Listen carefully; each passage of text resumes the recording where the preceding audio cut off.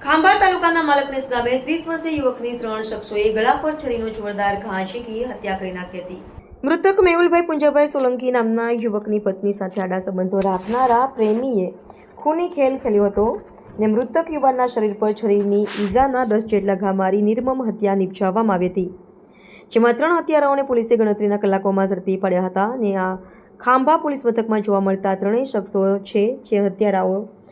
નવા માલકનેસના મેહુલ પુંજાભાઈ સોલંકી ઉંમર વર્ષ 30ના હત્યારા અલ્પેશ બારૈયા, હિતેશ સોલંકી અને ગોપાલ બરૈયા પોલીસ ગિરફ્તમાં ઉભેલા 3 શખ્સોએ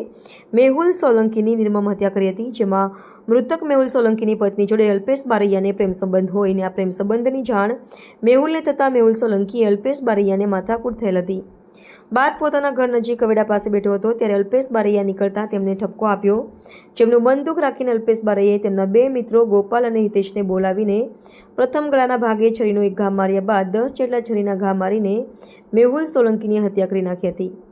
ને ત્યાંથી હત્યારાઓ નાસી છૂટ્યા હતા। મૃતકને રાજુલા પીએમ અર્થે ખસેડી હત્યારા સામે પોલીસે હત્યાનો ગુનો નોંધીને ધરપકડ કરી હતી। ખાંભા પોલીસ સ્ટેશનના નવા માલકનેસ ગામમાં એક મર્ડરની ઘટના બનેલી હતી, જેમાં મરણ જનાર મેહુલ પુંજાભાઈ સોલંકીને તેમના જ ગામના અલ્પેશ હિંમતભાઈ બારિયા,